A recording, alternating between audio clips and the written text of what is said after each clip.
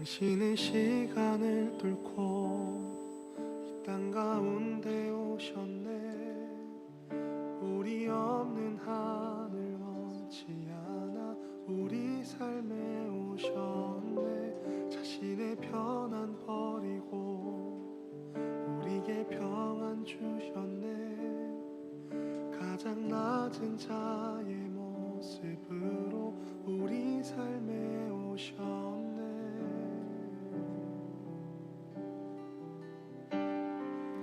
하나님 우리와 영원히 함께 하시네. 꿈 없는 우리에게 그 나라 보여주시네. 연약한 자들의 친구가 되어 주시고 힘없는 우리의 인생을 위로하시네.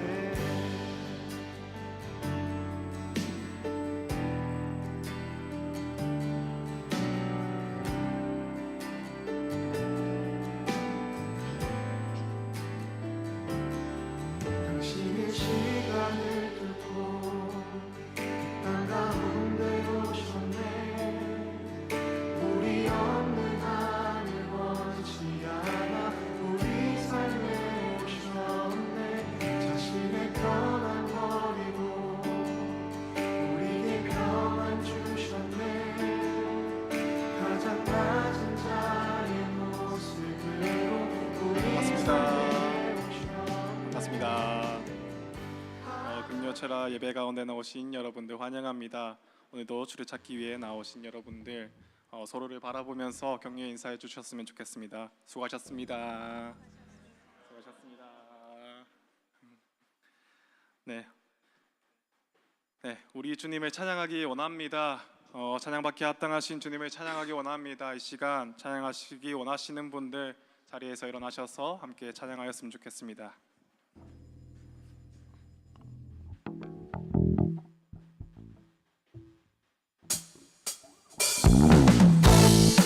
우리 함께 박수 치시면서 찬양하시겠습니다.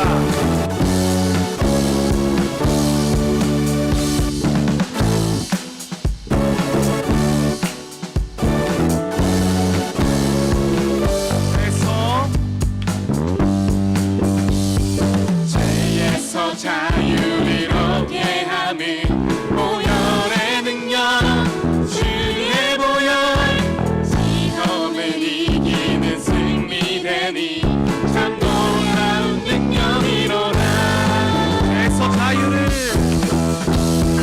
죄에서 자유를 얻게 하는 보혈의 능력, 주의 보혈, 시험을 이기는 승리되니 참 놀라운 능력이로다.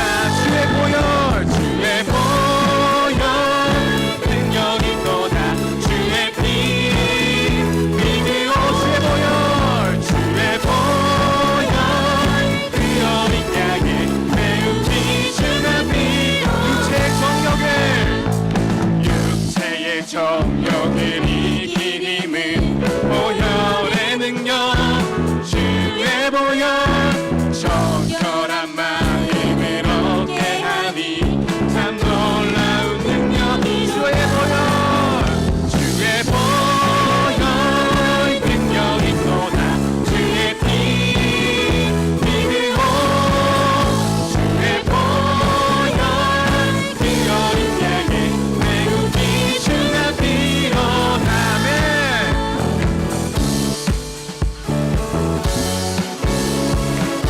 감사로 고백합시다. 이기는 것 보혈의 능력, 주의 보혈, 부정한 모든 것 말리시니 참 놀라운 능력이로다. 사절로 주의 복음을 전할 제목, 보혈의 능력, 주의 보혈, 날마다 나에게 찬송 주니 참 놀라운 능력이로다. 다같이 선포합시다. 주의 보혈 능력이 또다. 주의 피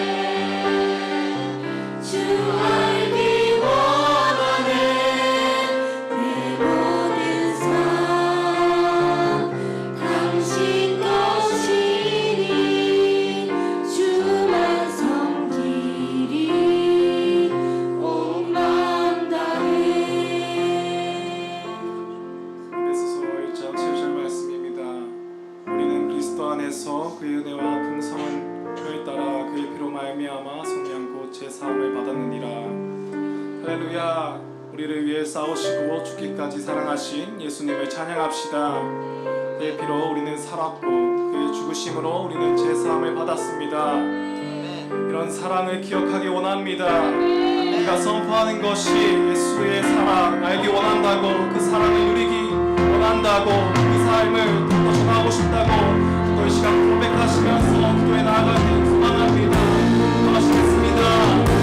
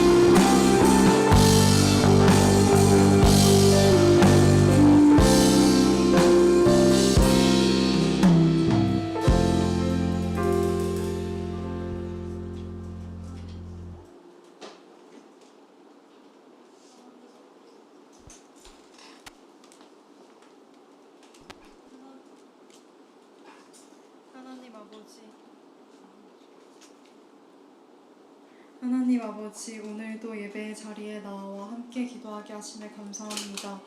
이 시간 우리를 하나로 부르시고 하나님의 자녀로 살아갈 수 있도록 늘 붙들어 주시는 주님을 찬양합니다. 어두운 세상 가운데에도 하나님의 그늘 아래 거하며 예수님의 십자가를 바라보고 그 길을 따라가는 우리의 삶이 되길 원합니다. 늘 우리를 지켜 보호해 주세요. 1일 찻집을 준비하는 가운데 캄보디아 땅을 향한 하나님의 마음을 품고 준비하길 원합니다. 준비하는 모든 과정 가운데 하나님께서 주관해 주시고 하나님의 영광만이 드러나는 1일 찻집 될 수 있도록 기도로 준비하며 그 과정 가운데에도 준비하는 모든 이들이 예수님 안에서 한마음 한뜻으로 하나 되게 해주세요. 또한 통영 재방문과 산청 시골 선교가 준비되는 과정 가운데도 세워진 이들과 함께 해주시고 많은 이들이 동역하며 하나님이 바라보시는 그 땅을 향한 마음을 품고 복음을 전하는 선교가 되어질 수 있도록 함께 해주세요. 사업 캠프를 앞두고 준비하고 있는 섬기는 이들을 붙들어 주시고 세임 주셔서 캠퍼스에 예배하는 자들이 이 마지막 때에 깨어서 예수님의 제자로 살아갈 수 있도록 세워지는 하우 캠프가 될 수 있도록 모든 과정 가운데 주관하여 주세요. 이 시간 말씀 전하시는 전도사님과 함께 해주시고 듣는 우리의 마음이 옥토밭같이 되어 주시는 말씀을 마음판에 깊이 새기고 행하는 믿음으로 살아가길 원합니다. 성령께서 붙들어 주시고 하나님의 뜻을 구하는 기도의 시간이 될 수 있도록 우리의 입술을 주장하여 주세요. 이 모든 것 예수님의 이름으로 기도합니다. 아멘.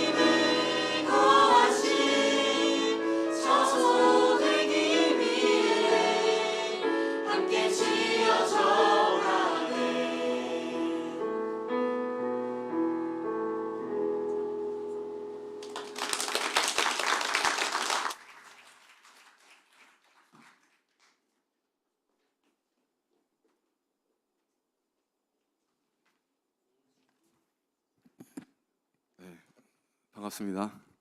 네, 우리 금요철야 예배 오신 여러분들을 환영하고 축복합니다. 우리 옆 사람과 인사 한번 할까요? 네, 샬롬.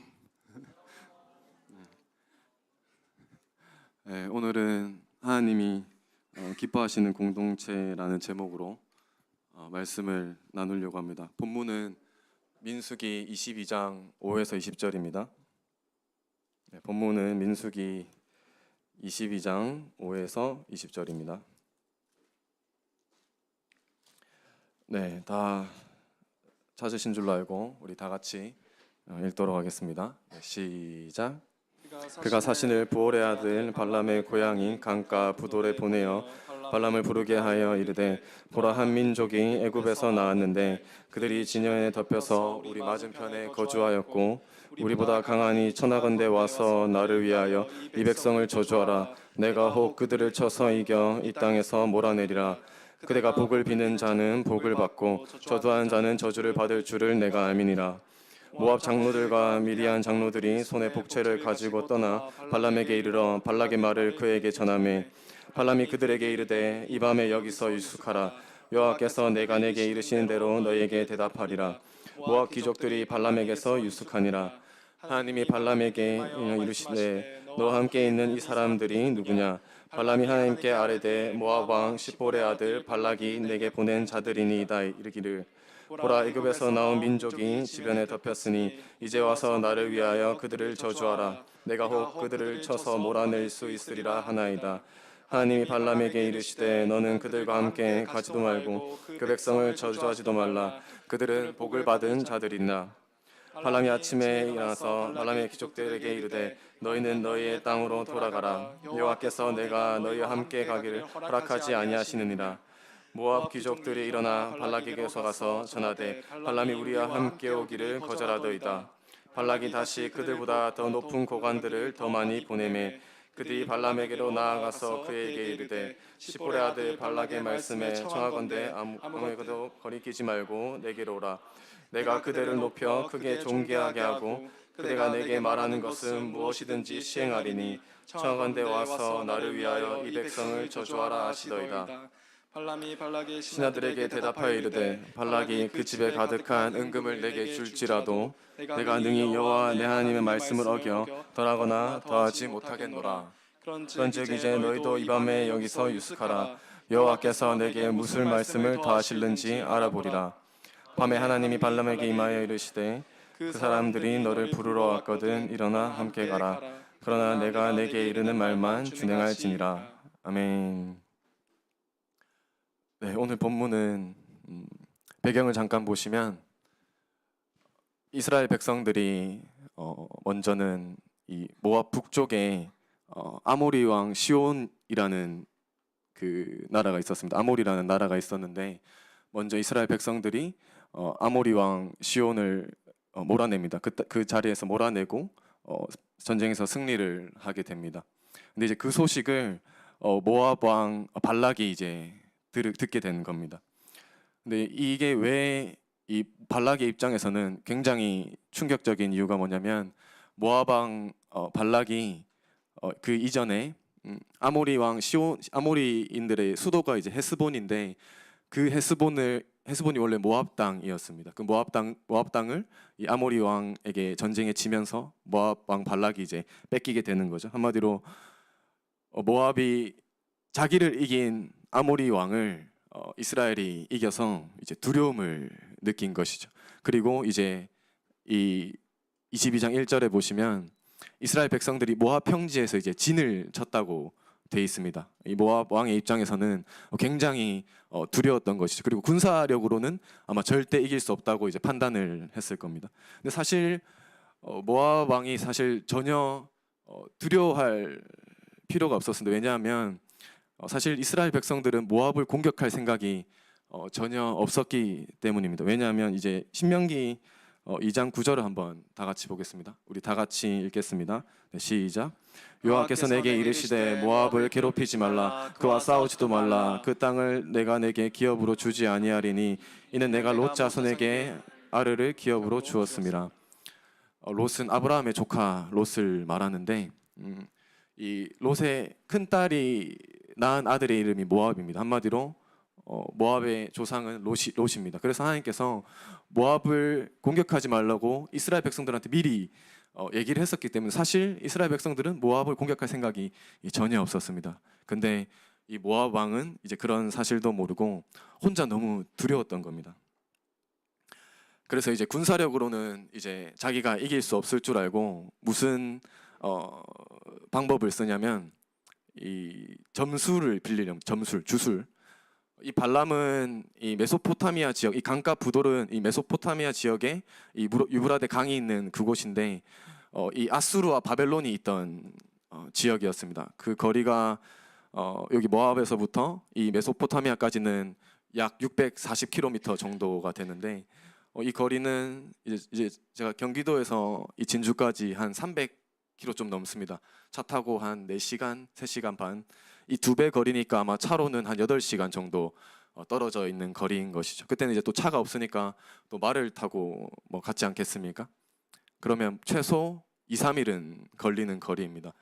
가는데 2, 3일, 오는데 2, 3일, 최소 이제 한 일주일 정도는 걸리는 먼 거리에 있는 이 발람의 소식을 이제 들었던 것이죠. 그래서 우리가 자칫 오해하는 것은 무엇이냐면 발람은 이스라엘 백성이 아닙니다. 발람은 이방인이고 이방 주술가였습니다. 발람은 다신 숭배자였습니다. 하나님도 섬기고 다른 여러 신들도 섬기는, 그리고 발람은 하나님을 아는 자였지 하나님을 믿는 자는 아닙니다. 근데 그 발람이 얼마나 유명했는지 그 640km 떨어진 모압 왕도 이 발람을 알고 있었던 것이죠. 그리고 어떤 확신이 있었냐면 발람이 저주하면 무조건 이스라엘 백성을 이길 수 있다고 생각을 했습니다.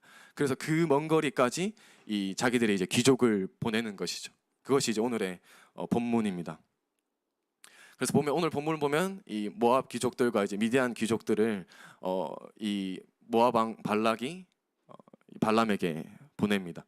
근데 이제 발람이 이 귀족들을 만나고 나서 유숙하라고 합니다. 유숙하라. 쉽게 말해서 자고 가라 하고 하나님께서 나에게 어떻게 말하는지 한번 들어보겠다.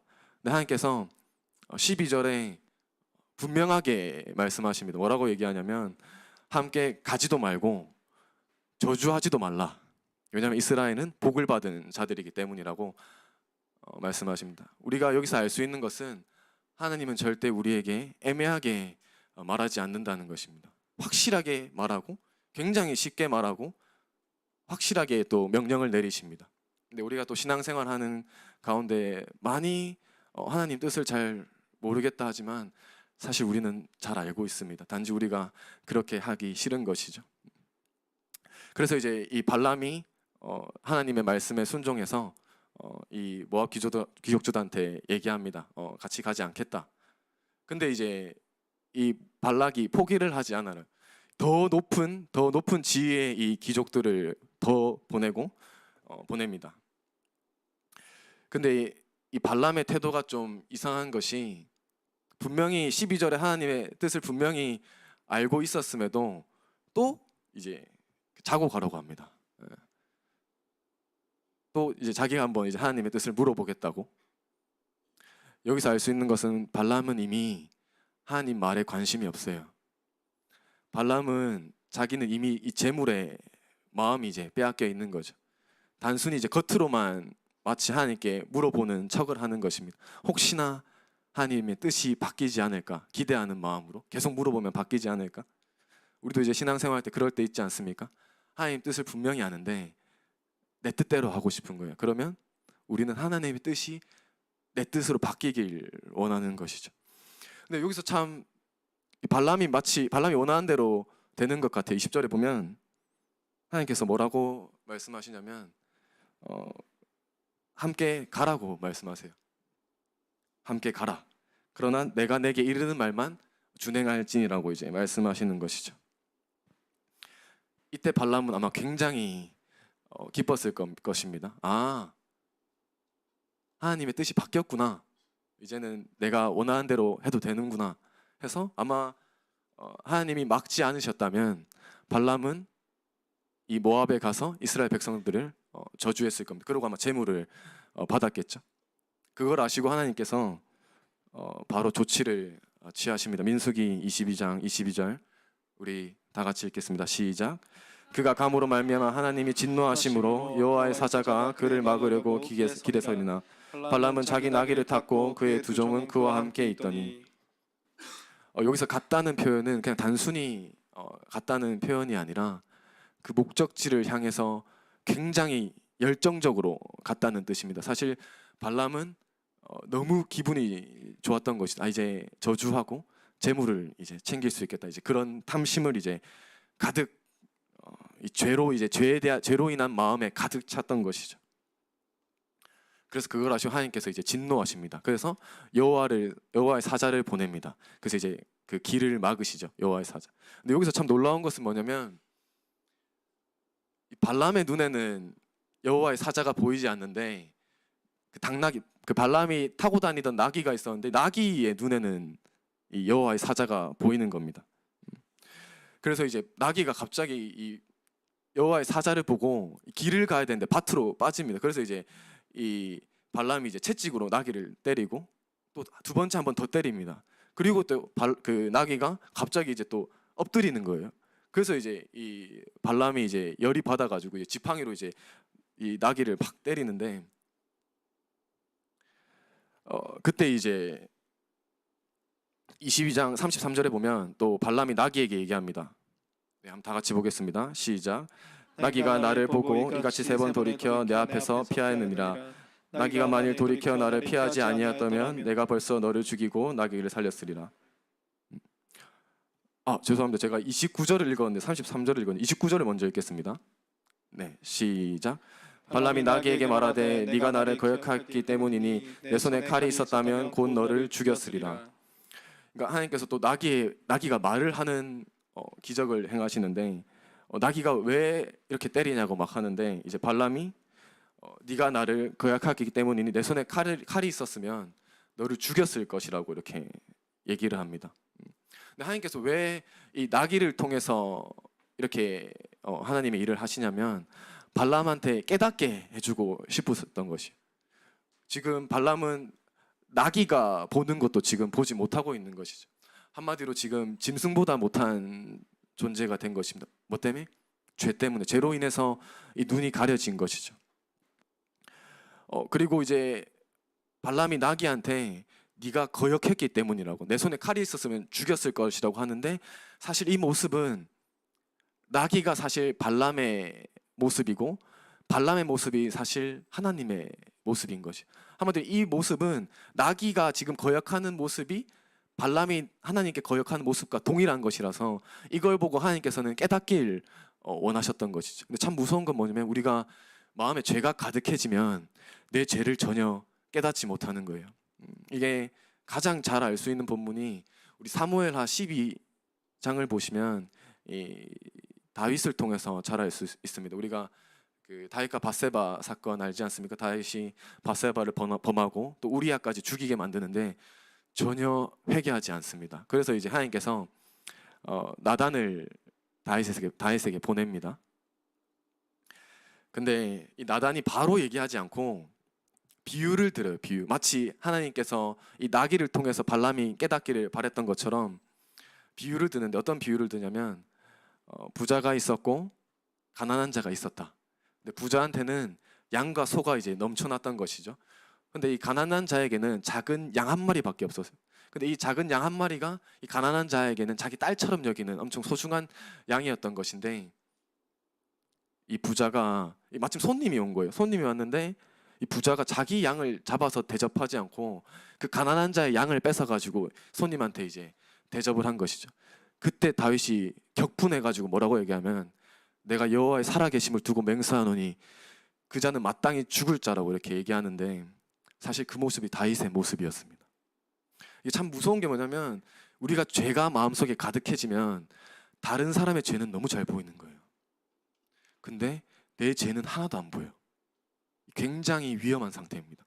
영적으로 굉장히 위험한 상태인 것이죠. 그때 나단이 그래도 이제 나단이 못 알아들으니까 다윗에게 당신이 바로 그 사람입니다. 이렇게 얘기를 하는 것이죠. 이 본문에서도 나귀를 통해서 이제 못 알아들으니까 여호와의 사자가 이제 직접 말하는 것이 아까 읽었던 우리 민수기 22장 33절 한번 읽어볼까요? 네, 시작. 나귀가 나를 보고 이같이 세 번을 돌이켜 내 앞에서 피하였느니라. 나귀가 만일 돌이켜 나를 피하지 아니하였더라면 내가 벌써 너를 죽이고 나귀를 살렸으리라. 발람이 나귀에 때 했던 얘기를 하나님께서 그대로 발람에게 하십니다. 그리고 마지막으로 발람한테 경고를 하세요. 뭐라고 하시냐면 가라고 하시고 다시 한번 내 말을 준행해라.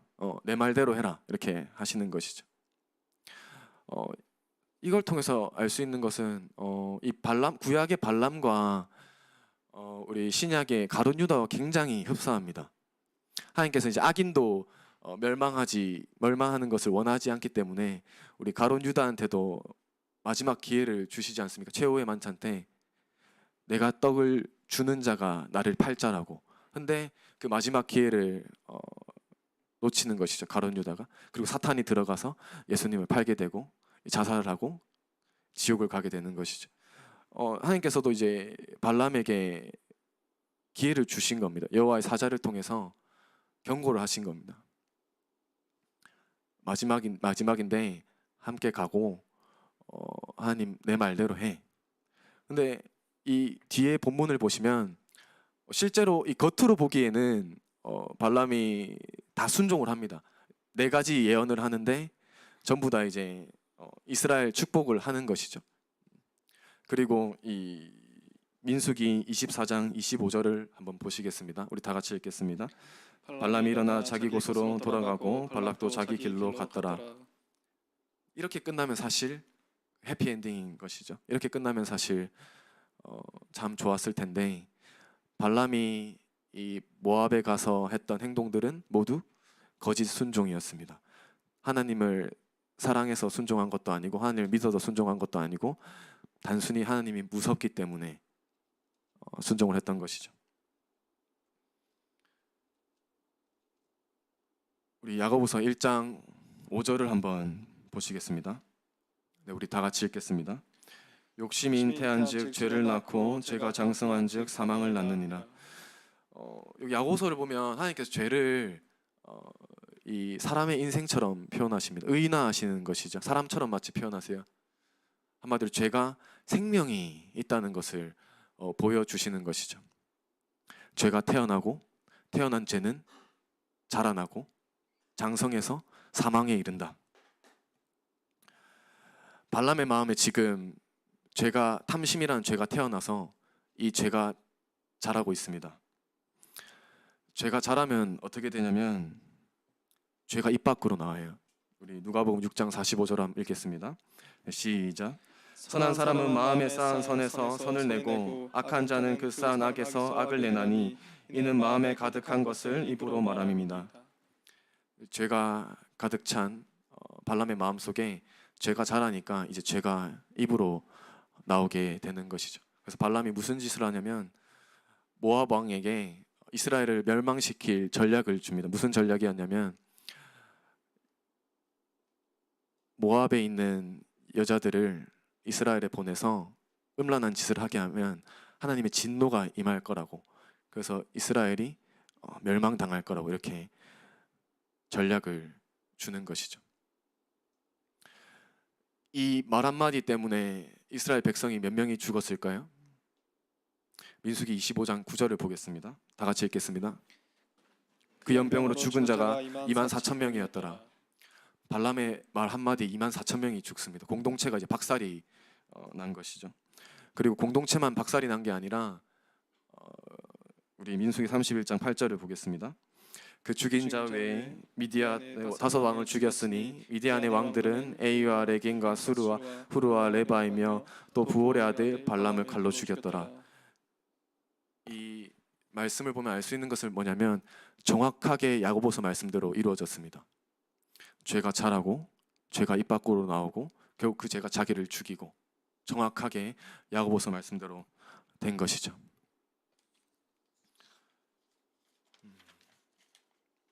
우리가 이것을 통해서 알 수 있는 것은 죄를 죽이지 않으면 내가 죽는 것이죠. 한마디로 죄는 안 짓는 게 아니라 죄는 죽여야 됩니다. 이 골로새서 3장 5절을 보겠습니다. 시작. 그러므로 땅에 있는 지체를 죽이라. 곧 음란과 부정과 사욕과 악한 정욕과 탐심이니 탐심은 우상 숭배니라. 골로새서에서 봐도 죄를 죽이라고 하고 있습니다. 땅의 지체를 죽이라. 죄를 죽여라. 그렇다면 우리가 죄를 죽이려면 먼저 성경에서 말하는 죄가 무엇인지 알아야 됩니다. 대부분 많은 경우에 우리는 죄를 행동으로 짓는 죄를 죄라고 생각합니다. 근데 성경에서는 이제 그렇게 말하고 있지 않은 것이죠. 요한일서 3장 15절을 한번 읽겠습니다. 시작. 그 형제를 미워하는 자마다 살인하는 자니 살인하는 자마다 영성의 그옥에 거하지 아니하는 것을 너희가 아는 바라. 성경에서는 죄를 뭐라고 하냐면 생각부터 죄라고 얘기합니다. 미워하는 생각부터 죄입니다. 그래서 미워하는 생각이 드는 순간 죄가 이제 태어난 것입니다. 그때 죄를 죽여야 되는 것입니다. 그렇다면 우리가 죄를 어떻게 죽일 수 있습니까? 우리 에베소서 6장 17절을 한번 보겠습니다. 네, 시작. 구원의 투구와 성령의 곧 하나님의 말씀을 가지라. 말씀으로 이제 죄를 죽이는 것이죠. 예를 들면 이런 것입니다. 우리 마음속에 이제 갑자기 미워하는 생각이 이제 떠오른 누군가 미운 거예요. 이미 죄가 태어난 것이죠. 그때 우리가 말씀을 떠올려야 돼요. 요한일서 3장 15절을 떠올려야 되는 것이죠. 형제를 미워하는 자마다 살인하는 자니. 또 마태복음 22장 뭐라고 합니까? 예수님께서 네 이웃을 네 자신과 같이 사랑해라는 이 말씀을 떠올리는 순간 그 말씀이 죄를 죽여요. 근데 우리가 죄를 죽이지 못하는 이유가 무엇입니까? 내 안에 말씀이 없는 거예요. 기억하고 있는 말씀이. 그래서 이 생각이 성경 하나님이 주시는 생각인지 마귀가 주는 생각인지 분별조차 하지 못합니다. 그래서 어떻게 합니까? 마음에 그 악한 생각을 가득 품고 있다가 죄를 짓고 회개하고 생각이 계속 품고 있다가 또 죄를 짓고 회개하고 죄 짓고 회개하고 죄 짓고 한마디로 마귀의 먹잇감이 되는 것이죠.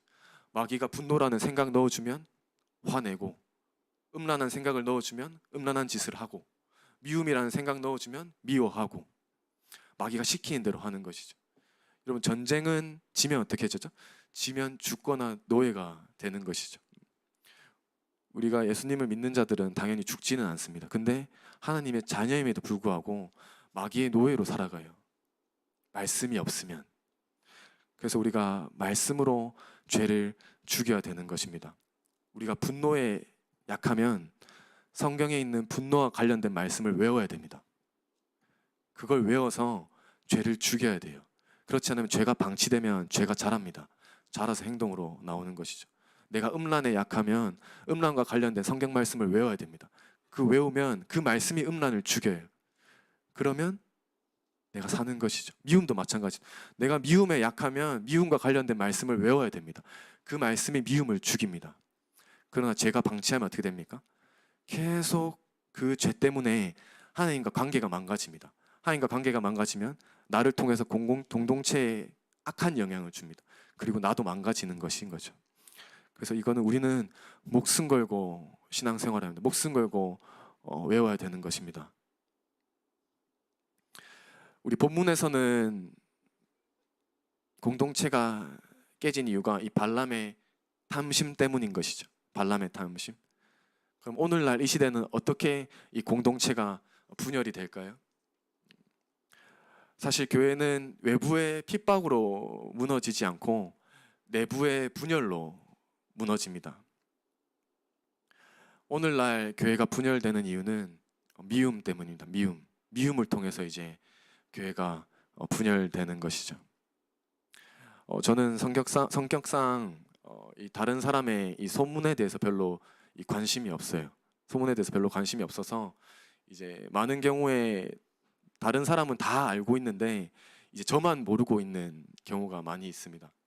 한마디로 이제 제가 알면 이제 공동체에 모르는 사람이 이제 없는 것이죠. 근데 종종 제 귀에 이 다른 사람에 대한 험담이 들려요. 다른 사람을 욕하는 얘기가. 이게 무엇을 뜻할까요? 우리 공동체에 미움이 가득하다는 거예요. 우리 공동체에 죄가 가득하다는 것입니다. 우리 공동체가 하나님 보시기에 악한 공동체라는 것이죠. 그렇다면 왜 우리 공동체에 이제 미움이 가득하게 됐을까요? 하나님의 방법으로, 성경적인 방법으로 이 미움을 해결하지 않는 거예요. 미움을 어떻게 해결해야 될까요? 첫 번째는 뭐냐면 우리 시편 139편을 한번 다 같이 보겠습니다. 다 같이 읽겠습니다. 내가 그들을 심히 미워하니 그들은 나의 원수들이니이다. 이 다윗의 고백인데, 다윗은 원수를 만났을 때, 미워하는 사람이 생겼을 때 다른 사람 찾아가지 않고 하나님을 찾아갑니다. 하나님께 기도하는 것이죠. 하나님, 너무 밉습니다. 원수입니다. 하나님, 어떻게 해야 될까요? 그렇게 하나님을 찾아가서 기도하는 자들에게는 분명히 하나님께서 내 마음을 바꾸시거나 상대방 마음을 바꾸시거나 상황을 바꾸시거나 때가 되면 하나님께서 역사해 주십니다. 두 번째 방법은 뭐냐면 당사자를 찾아가는 것입니다. 예를 들어서 상대방이 좀 큰 죄를 범한 거예요. 이거는 이제 넘어갈 수 없는 문제다. 그럼 어떻게 해야 되냐면 우리 마태복음 18장 15절을 한번 다 같이 읽겠습니다. 내 형제가 죄를 범하거든 가서 너와 그 사람과만 상대하여 권고하라. 만일 들으면 내가 내 형제를 얻은 것이요 만일 듣지 듣지 않거든 한두 사람을 데리고 와서 두세 증인의 입으로 말마다 확증하게 하라. 내가 직접 그 당사자, 미워하는 사람들 찾아가서 직접 얘기하는 거예요. 그래도 말을 안 들으면 셀리더나 단대장이나 간사들 불러서 같이 찾아가는 거예요. 그래도 경고해도 말을 안 들으면 그때 이제 목회자를 찾아가는 것이죠. 근데 많은 경우에 이렇게 해결하지 않습니다. 많은 경우에 어떻게 해결하냐면 하나님이 기뻐하는 방식이 아니라 마귀가 너무도 좋아하는 방식을 사용하는 것이죠. 어떤 방식이냐면 신앙생활을 하다가 누군가 미워하는 사람이 생긴 거예요. 미워하는 사람이 생겼다는 건 뭐냐면 내 마음속에 이제 죄가 태어난 것이죠. 근데 이 태어난 죄를 하나님의 방법으로 이제 죽이지 않습니다. 그럼 죽이지 않으면 어떻게 되냐면 이 죄가 입 밖으로 나오는 거예요. 친한 동기들끼리 모여가지고, 친한 사람들끼리 모여가지고 미워하는 사람에 대해서 욕을 하는 거예요. 그때부터 어떻게 되냐면 내 죄가 전염되기 시작합니다. 다른 사람에 대한 욕을 들은 모든 사람 마음에 미움이라는 죄가 태어납니다. 다 미워하게 되는 것이죠, 그 사람을. 순식간에 개인의 죄가 공동체의 죄로 번집니다. 내가 의도하든 의도하지 않든 그 순간 나는 마귀의 통로가 된 것이죠. 그때도 죄를 죽이지 않으면, 회개하고 돌이키지 않으면 어떻게 될까요? 이제 행동으로 나옵니다. 교회에서 그 사람 만납니다. 쳐다도 안 봅니다. 인사도 안 합니다. 원투원 절대 안 합니다. 그 사람은 나한테 이제 없는 사람인 거예요. 그렇게 해서 이제 공동체가 이제 분열되기 시작하는 것이죠.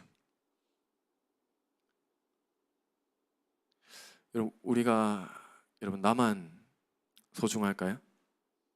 나만 하나님의 자녀일까요? 예수 그리스도께서 나만 위해 죽으셨을까요? 아닙니다.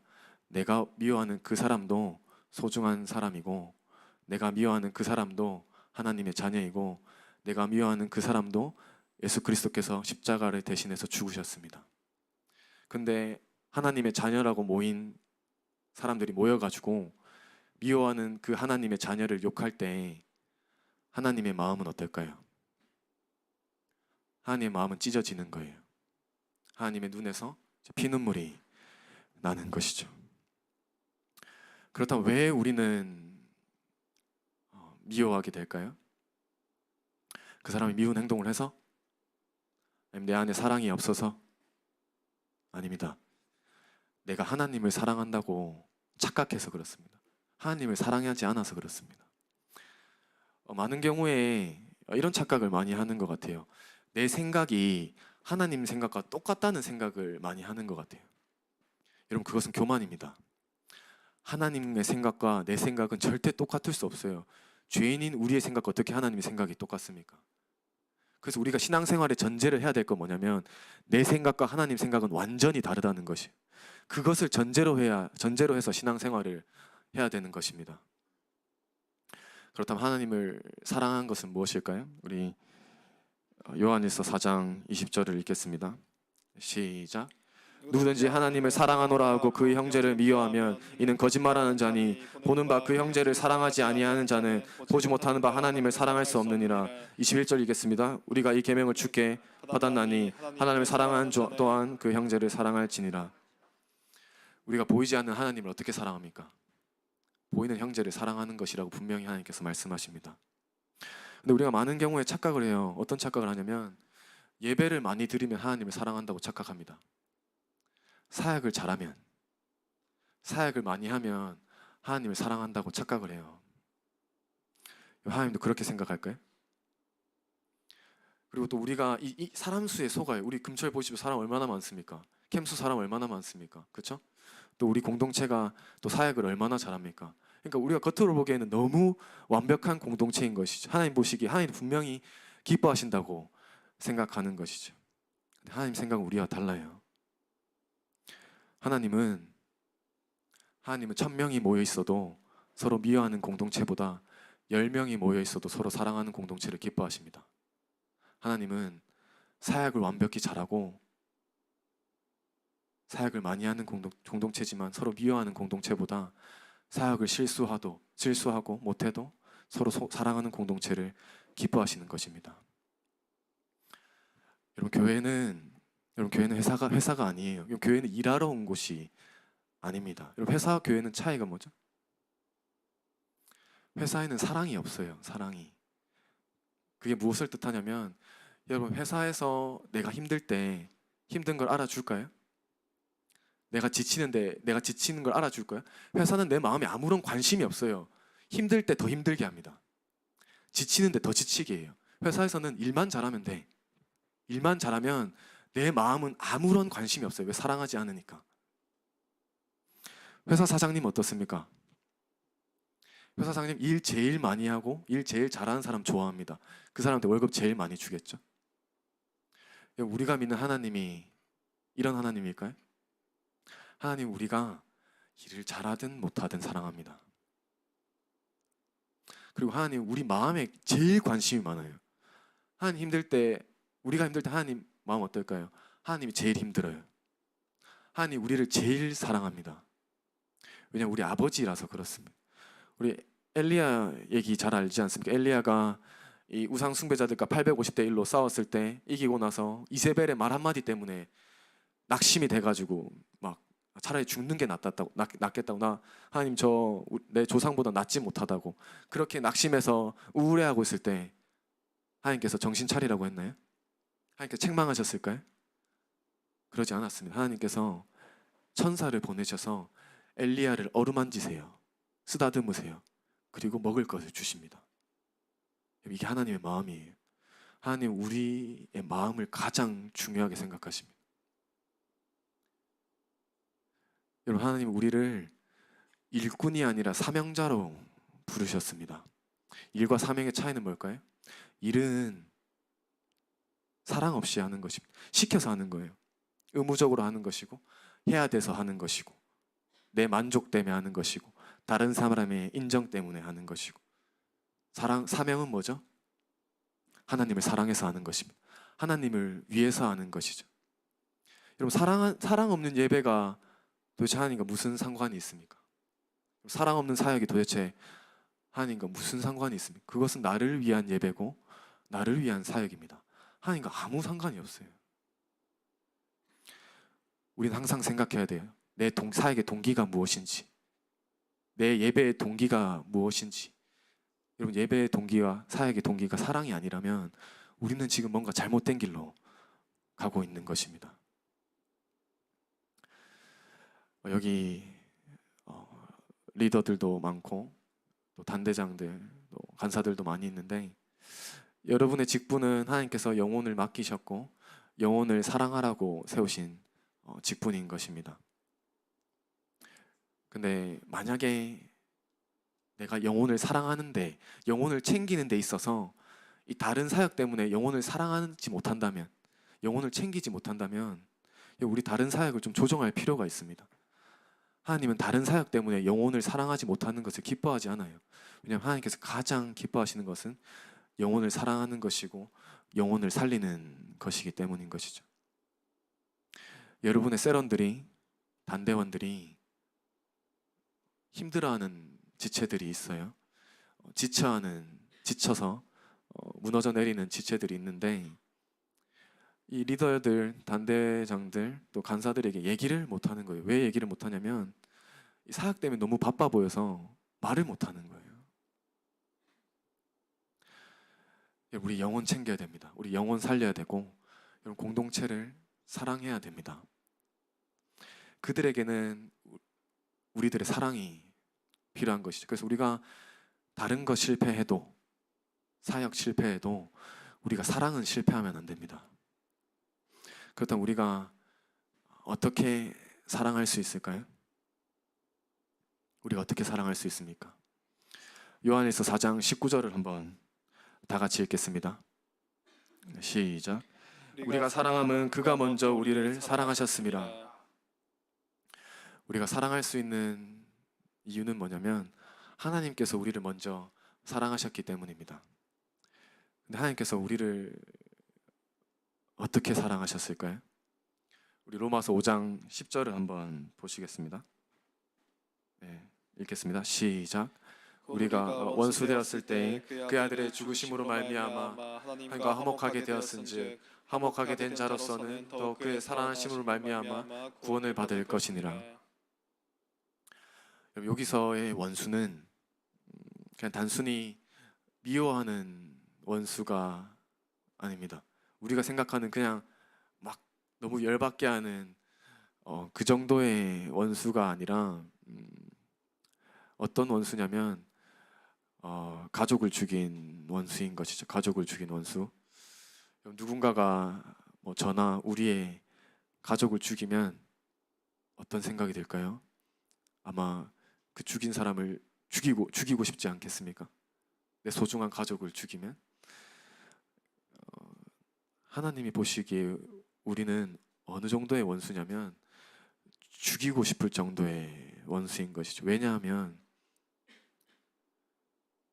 우리가 하나님의 아들 예수 그리스도를 십자가에 못 박았기 때문이죠. 누구의 죄 때문에 못 박았죠? 우리 이사야 53장 5절에서 뭐라고 하죠? 그가 찔림은 우리의 허물 때문이요 그가 상한 우리의 죄악 때문이라. 내 죄 때문에 예수 그리스도가 십자가에 못 박힌 거예요. 우리는 신의 아들을 예수 그리스도를 죽인 살인자였습니다. 하나님 입장에서 우리는 살인자였어요. 단순히 그냥 미워하는 원수 정도가 아니라 내 아들을 죽인 살인자였다고요. 그래서 우리는 그냥 죄인이 아니라 지옥 갈 죄인이었습니다. 지옥 갈 죄인, 그 대가는 지옥인 것이죠. 참 놀라운 것은 뭐냐면 그 예수 그리스도가 십자가를 못 박히고 그것을 믿는 우리들에게 그 십자가를 통해서 우리의 모든 죄를 용서하십니다. 하나님께서 우리 죄를 용서만 하셨을까요? 예수 그리스도를 죽이시기까지 사랑하셨습니다. 하나님께서 사랑만 하셨나요? 하나님께서 우리를 하나님의 자녀로 삼으신 것이죠. 살인자인 우리를 하나님의 자녀로 삼으신 것입니다. 정말 말도 안 되는 사랑을 우리가 받은 것인 거죠. 이게 복음입니다. 살인자인 내가, 예수 그리스도를 못 박은 내가 하나님의 자녀가 된 것, 하나님의 아들이 된 것, 이게 복음인 것이죠. 이 사랑을 알면, 이 사랑을 경험하면 우리는 사랑 못할 사람이 없는 것이죠. 그래서 우리가 누군가를 미워할 때 미워하면 안 되는데, 여러분 그렇게 해서 사랑 못합니다. 저도 못해요. 우리가 사랑할 수 있는 이유는 무엇입니까? 다시 복음으로 돌아가는 거예요. 하나님께서 나를 얼마나 사랑하셨는지. 우리의 복음은 우리가 구원받았을 때뿐만 아니라 우리한테 복음은 매일 필요합니다. 우리한테 하나님의 사랑은 매일 필요한 것이죠. 그래서 우리 안에 하나님의 사랑이 채워져 있으면 누군가를 미워할 수가 없어요. 우리가 누군가를 미워하는 이유는 뭐냐면 내 속에 하나님의 사랑이 채워져 있지 않기 때문입니다. 그래서 우리는 매일 하나님의 사랑으로 내 마음을 채워야 되는 것이죠. 여러분, 원래 저도 전혀 사랑이라는 건 없는 사람입니다. 저는 다른 사람한테 원래 관심이 없어요. 굉장히 지극히 개인주의적인 사람입니다. 남한테 별로 관심 없어요. 사랑도 없어요. 근데 제가 어떻게 여러분들을 볼 때 관심이 가고 한 사람 한 사람 너무 귀하고 보기만 해도 좋을까요? 예수 그리스도께서 여러분을 너무도 사랑하시기 때문입니다. 근데 예수 그리스도께서 여러분을 사랑하는데 어떻게 제가 사랑할 수 있을까요?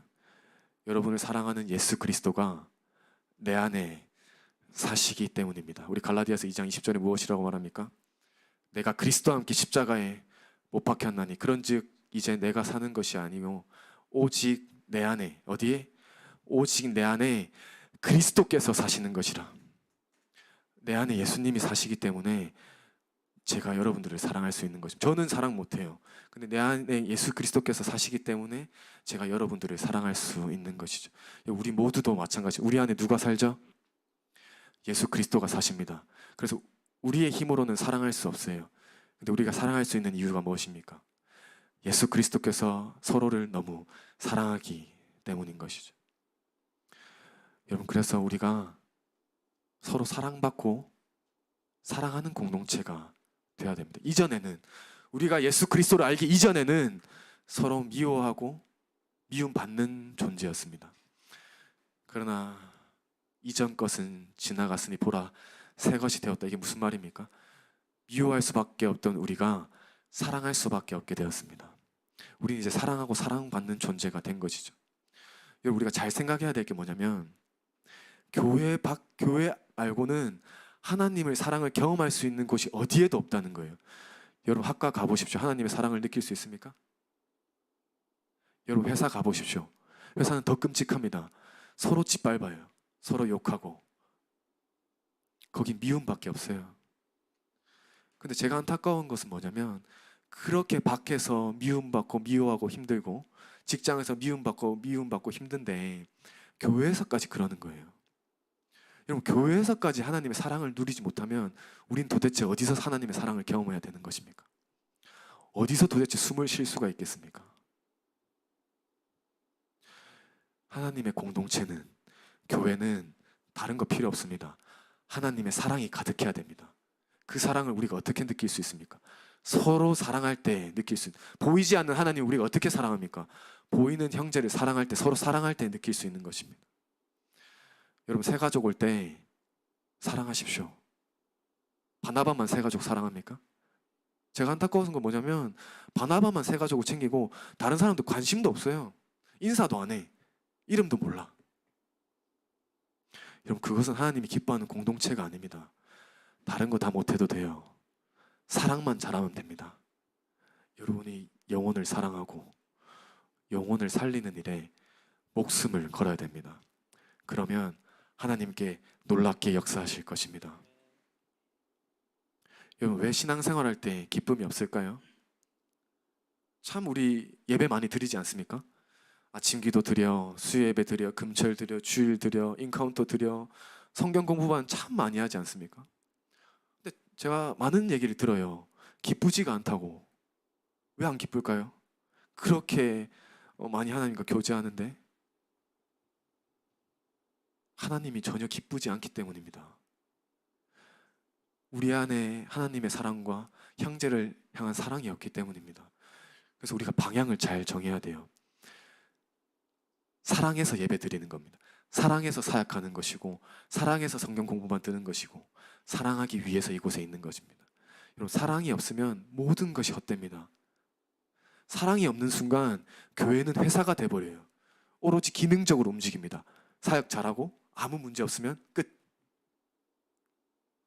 우리가 다시 복음으로 돌아가야 됩니다. 교회가 무엇인지, 하나님을 사랑한다는 것이 무엇인지 우리가 다시 깨닫게 돼야 됩니다. 그것을 깨달으려면 복음을 통해서 내가 회복돼야 됩니다. 우리 공동체가 회복돼야 됩니다. 그리고 우리 공동체에 가득한 미움을 죽여야 됩니다. 미움이 얼마나 악한 것인지 경험해야 됩니다. 그래서 우리가 날마다 복음으로, 말씀으로, 예수 그리스도의 사랑으로 충만한 우리 공동체가 되기를 주님의 이름으로 축복합니다. 우리 찬양할까요?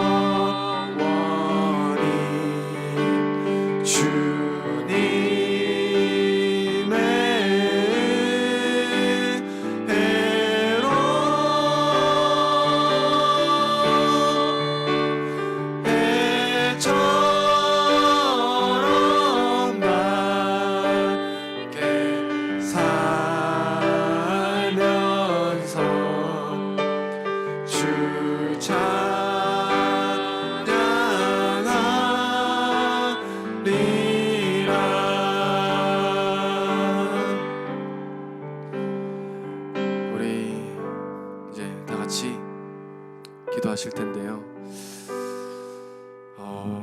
먼저는 다른 기도보다, 다른 어떤 기도보다 여러분 나를 위한 기도를 했으면 좋겠습니다. 나를 위한, 여러분 나를 위한 기도가 절대 이기적인 거 아닙니다.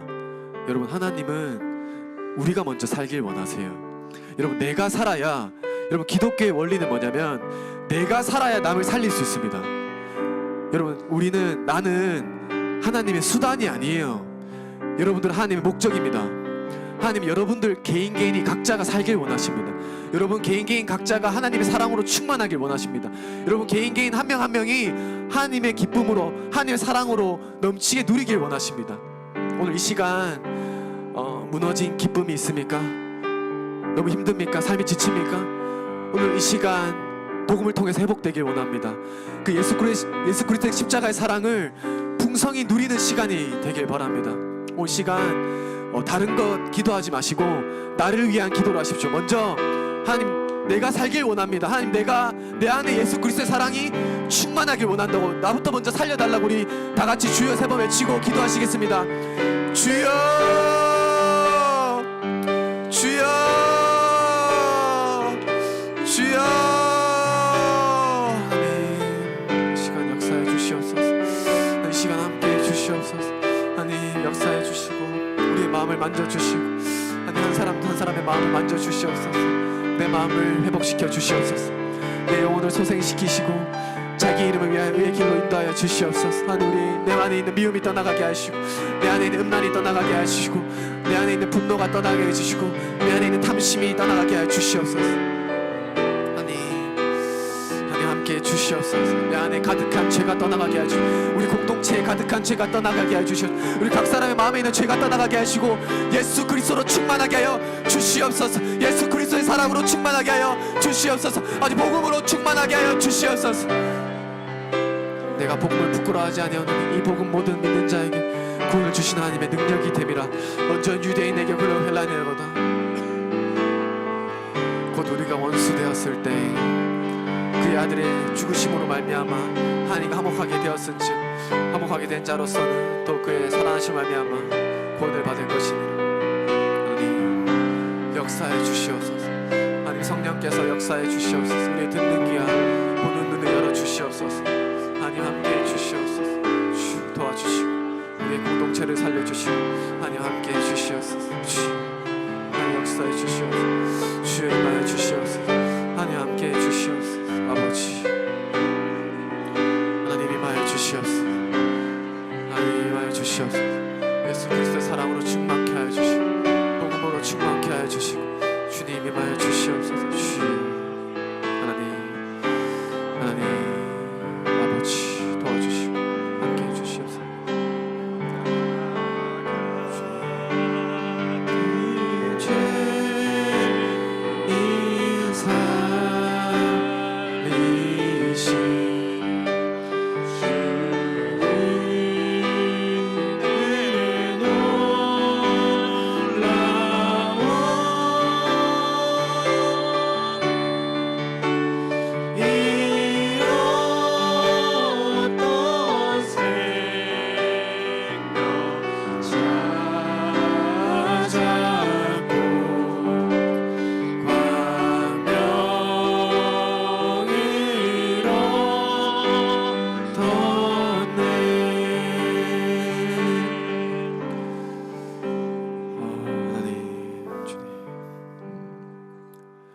로마서 8장 13절 말씀입니다. 너희가 육신대로 살면 반드시 죽을 것이로되 영으로서 몸의 행실을 죽이면 살리니. 여러분 우리가 죄를 죽일 수 있는 유일한 근거는 무엇이냐면 내 안에 성령이 계신다는 것입니다. 내 안에 계신 성령이 죄를 죽여요. 여러분 언제 성령이 충만해지시는 줄 아십니까? 우리가 말씀으로 충만할 때 성령이 충만해집니다. 우리가 기도로 충만할 때 죄가 죽습니다. 우리가 예배를 통해서 하나님의 사랑으로 내 마음을 가득 채울 때 미움이 사라집니다. 여러분 우리가 오늘 이 시간 성령께서 내 안에 있는 죄를 죽여달라고, 혹시 내 안에 분노가 있습니까? 혹시 내 안에 미움이 있습니까? 혹시 내 안에 음란이 있습니까? 혹시 내 안에 욕심이 있습니까? 여러분, 오늘 이 시간을 통해서 성령께서 여러분의 모든 죄를 죽이실 것입니다. 여러분의 죄는 끊어질 것입니다. 여러분, 그걸 믿고 우리가 나아가는 겁니다. 어제 넘어져도 내일 일어나는 겁니다. 우리 마음에 예수 그리스도를 무덤에서 살리신 그 부활의 능력이 우리 안에 있습니다. 그 부활의 능력이 우리 안에 있기 때문에 우리가 죄에서 승리할 수 있습니다. 여러분, 마귀는 우리를 속입니다. 너는 할 수 없다고, 너는 죄를 이길 수 없다고, 또 내일 죄를 지을 거라고. 여러분, 그건 거짓말입니다. 여러분, 그 거짓말에 속지 마십시오. 우리는 오늘 넘어졌어도 내일 다시 이길 수 있습니다. 승리할 수 있습니다. 여러분, 이 시간 우리 성령께 간구하길 원합니다. 오늘 내 모든 죄를 이길 수 있는 힘을 달라고, 내 모든 죄가 끊을 수 있게 해달라고 우리 다 같이 기도하시겠습니다. 기도하시겠습니다. 하나님, 우리의 모든 죄를 끊어 주시옵소서. 성령께서 내 모든 죄를 죽여 주시옵소서. 하나님, 내 안에 있는 분노들, 하나님, 내 안에 있는 음란들, 아버지, 내 안에 있는 미움들, 하나님, 내 안에 있는 탐심들 다 죽여 주시옵소서. 성령으로 충만케 하여 주시옵소서. 하나님의 은혜로 충만케 하여 주시옵소서. 하나님의 사랑으로 충만케 하여 주시고, 하나님의 복음으로 충만케 하여 주시옵소서. 성령의 공급 말씀을 가시라. 하나님, 우리 안에 말씀이 충만케 하여 주시고, 하나님, 기도로 충만케 하여 주시옵소서. 하나님, 날마다 승리할 수 있게 주시옵소서. 하나님, 성령께서 역사해 주시옵소서. 우리의 모든 죄가 이 시간 끊어지게 하여 주시옵소서. 하나님 도와주시옵소서. 주님 역사해 주시옵소서. 우리의 모든 미움이 떠나가게 해 주시옵소서. 아버지, 하나님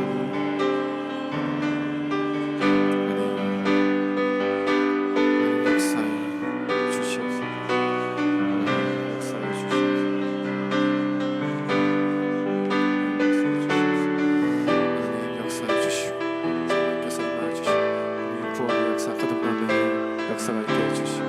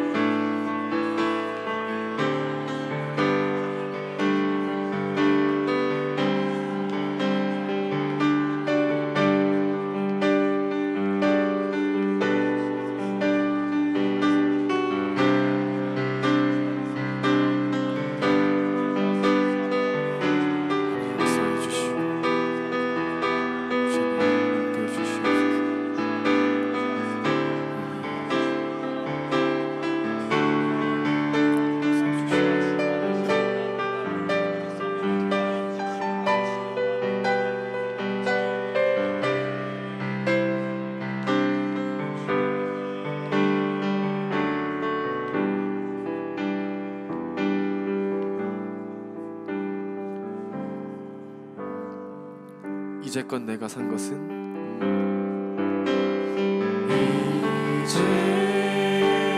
이제껏 내가 산 것도 주님의 은혜라. 주님의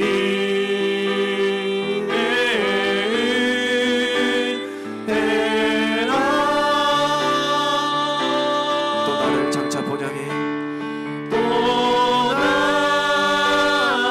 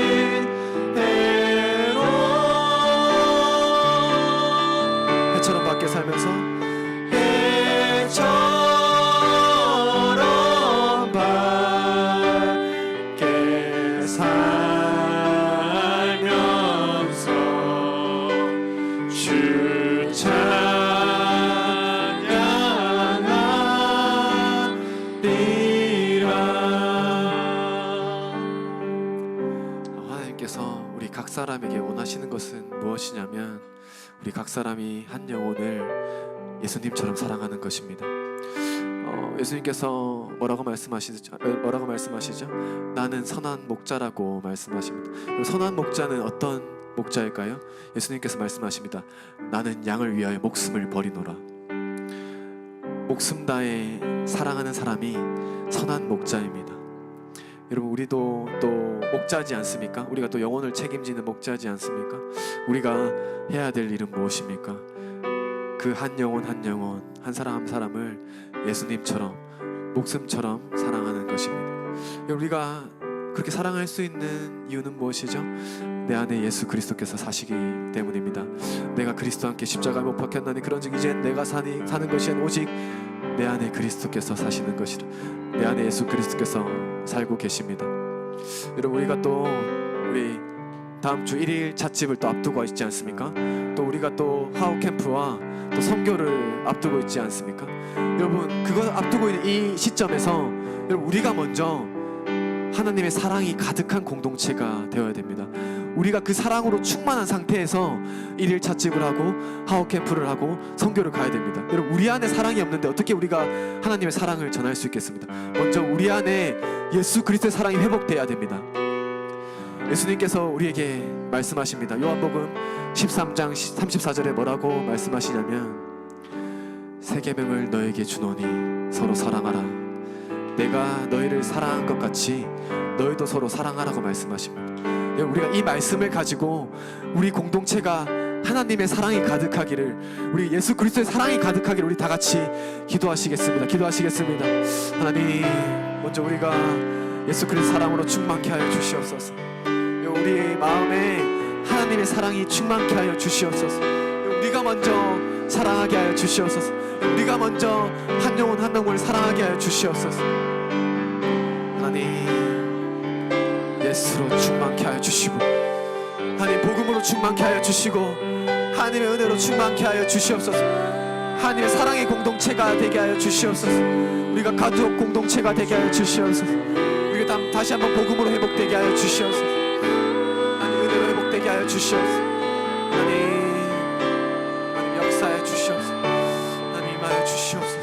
주여 역사해 주시옵소서. 하나님 임하여 주시옵소서. 각 사람에게 임하여 주시옵소서. 우리가 예수로 충만케 하여 주시고, 시간과 믿음으로 충만케 하여 주시고, 하나님의 은혜로 충만케 하여 주시옵소서. 아버지 도와주시옵소서. 우리를 도와주시옵소서. 역사하여 주시옵소서. 하나님 도와주시옵소서.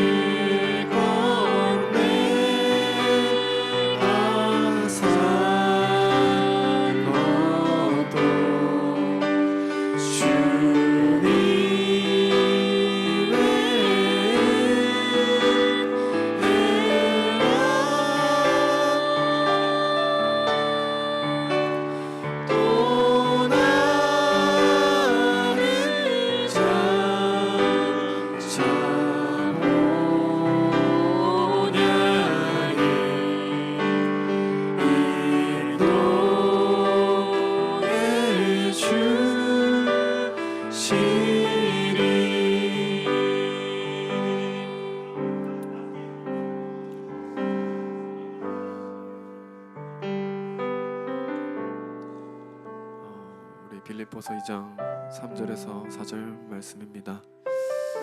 아무 일에든지 다툼이나 허영으로 하지 말고 오직 겸손한 마음으로 각각 자기보다 남을 낮게 여기고 각각 자기 일을 돌보분들어 또한 각각 다른 사람들의 일을 돌보아 나의 기쁨을 충만하게 하라. 우리가 겸손할 때 남을 나보다 낮게 여기고 또 어떤 주변에 힘든 지체가 있을 때 또 주변에 힘든 지체를 도울 때 하나님께서 하나님의 기쁨으로 충만하게 하십니다. 여러분 우리는 가족입니다. 우리는 남이 아닙니다. 우리는 사랑하는 가족 공동체입니다. 우리는 주님 안에서 한 가족입니다. 우리 아버지가 누구죠? 하나님입니다. 우리는 하나님의 자녀이지 않습니까? 우리는 하나님 안에서 예수 그리스도 안에서 한 가족입니다. 우리 가족한테 가장 중요한 것은 무엇입니까? 사랑이지 않습니까? 우리가 정말 한 사람 한 사람이 하나님한테 너무 소중합니다. 한 사람 한 사람이 너무 소중하고 귀한 지체입니다. 여러분 한 영혼이 구원받기까지 여러분 얼마나 많은 사람이 수고하고 노력합니까?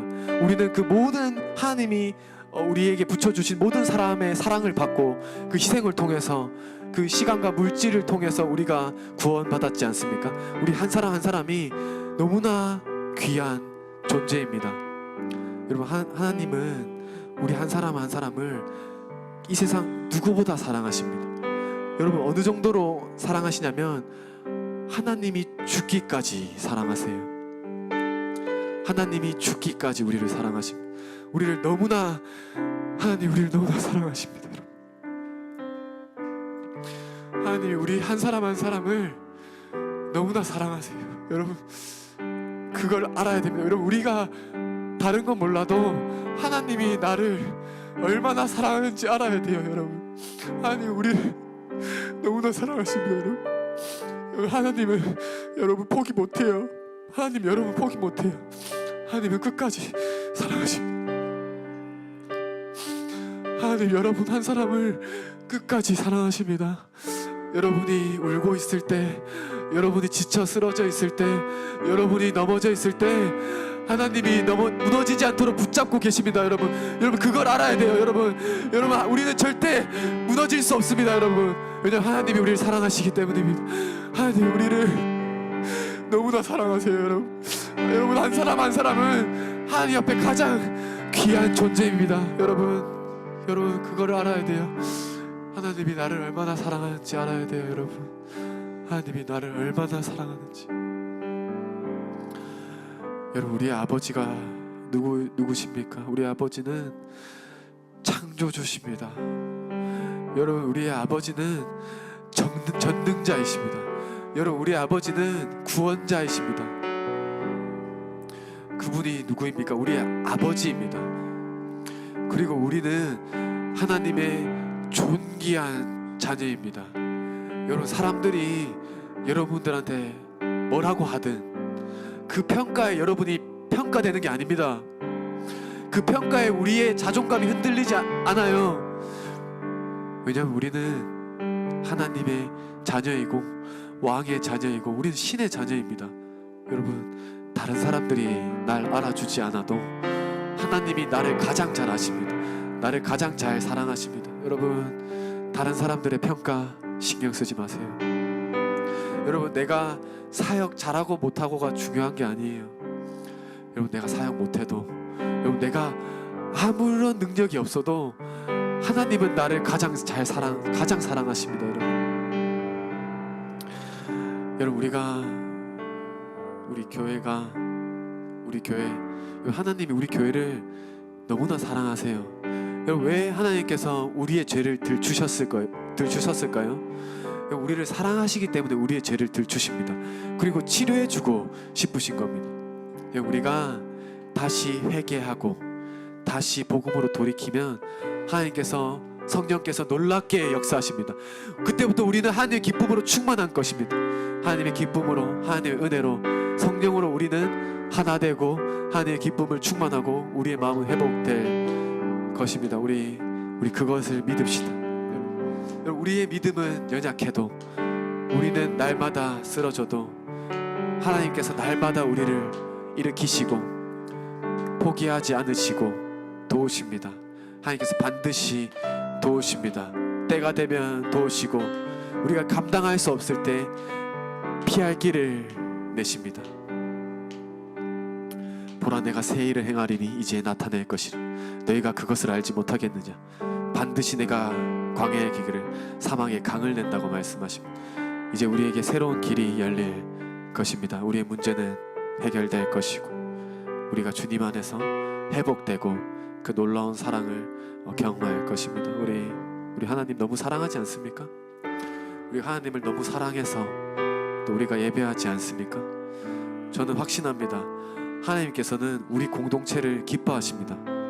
우리 공동체를 너무 사랑하시고 우리 이 대학교 교회 또 캠퍼스 수협의 지체들 또 주중 성도들까지 하나님께서 모든 지체들을 사랑하십니다.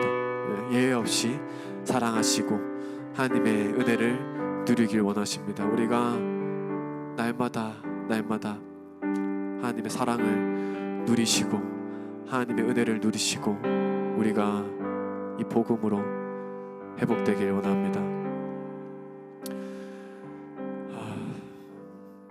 사랑하니 감사합니다. 오늘 이 시간을 통해서 하나님의 그 놀라운 사랑, 참 우리가 정말 자격 없음에도 아무런 자격이 없고 심지어 우리는 예수 그리스도를 못 박았음에도 불구하고 그 죄를 용서하시고 사랑하시고 자녀 삼으신 그 은혜 너무나 감사합니다. 하나님, 우리는 사실 감사할 것밖에 없습니다. 너무나 감사합니다. 주님, 우리 안에 다시 한번 이 구원의 감사가, 구원의 감격이 회복되게 하시고 우리가 날마다 항상 감사하며 또 항상 기뻐하는 우리 모두가 되게 하여 주시옵소서. 하나님께서 오늘 분명히 말씀하셨습니다. 너희가 내 안에 거하고 내 말이 너희 안에 거하면 무엇이든지 원하는 대로 구하라. 그리하면 이루신다고 말씀하십니다. 오늘 이 시간 여러분들이 하나님께 간구하였던 것 하나님께서 다 듣고 계십니다. 그리고 반드시 때가 되면 응답하실 것입니다. 우리가 포기하지 않고 낙심하지 않고 우리가 선을 행하되 낙심하지 말지니 때가 이름에 거둔다고 말씀하십니다. 분명히 거둘 것입니다. 그리고 우리는 장차 본향에 우리가 예수 그리스도의 품에 안길 것입니다. 그 천국에서 하나님 나라에서 그 비교도 안 되는 하나님의 영광을 보고 하나님의 영광을 누릴 것입니다. 하나님께서 그 생명의 면류관을 우리 머리 위에 씌워 주실 것입니다. 우리 너무 행복하지 않습니까? 그 하나님의 나라가 너무 기대되지 않습니까? 그 놀라운 천국, 우리는 또 천국 백성입니다. 여러분, 우리는 이 땅의 백성이 아니라 하나님의 백성이고 천국 백성입니다. 우리는 하나님의 백성으로 천국 백성으로 또 이 우리가 하나님의 나라 확장을 위해 이곳에 있지 않습니까? 우리가 세상을 이기는 믿음으로 우리가 세상에서 승리하면서 날마다 예수로 충만하여서 예수로 사는 우리들이 되길 축복합니다. 주님 감사합니다. 사랑합니다. 거룩하신 예수님 이름으로 기도드립니다. 우리 주기도문 하시겠습니까? 주기도문 하시겠습니다. 하늘에 계신 우리 아버지, 아버지의 이름을 거룩하게 하시며 아버지의 나라가 오게 하시며 아버지의 뜻이 하늘에서와 같이 땅에서도 이루어지게 하소서.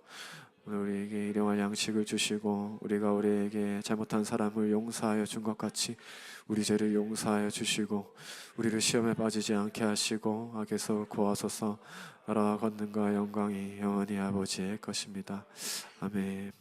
우리 개인 기도하시고 또 우리가 또 힘든 지체가 생각난다면 또 기도하시고 또 우리가 힘든 지체가 생각한다면 또 더 많이 챙겨주시고 사랑하길 바랍니다. 우리 다 같이 기도하시고 개인 기도하시고 돌아가시겠습니다.